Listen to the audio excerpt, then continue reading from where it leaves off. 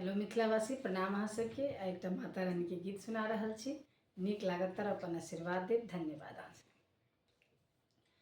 काली बसथु कचना रहे जननी, काली बसथु कचना, कहाँ मान हेलौं काली, कहाँ लट झाड़लौं, कहाँ मान हेलौं काली, कहाँ लट झाड़लौं,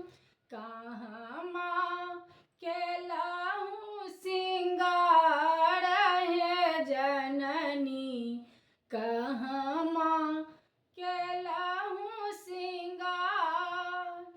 काली बसथु कचना रहे जननी, काली बसथु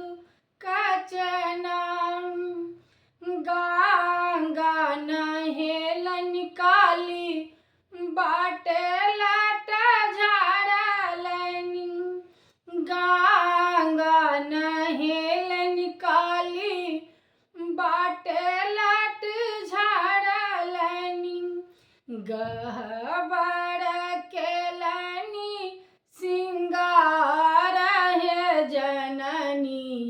गहबर केलनि सिंगार,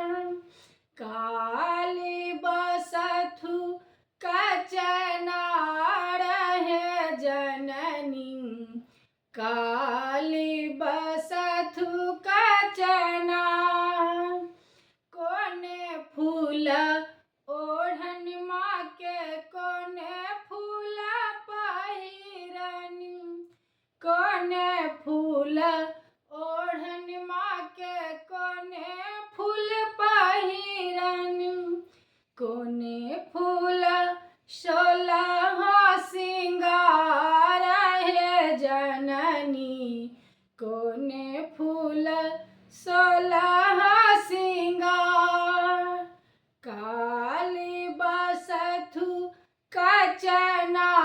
रहे जननी, काली बसथु कचना, बेली फूल ओढ़न माँ के, चमेली फूल पहिरनी, बेली फूल ओढ़न माँ के, चमेली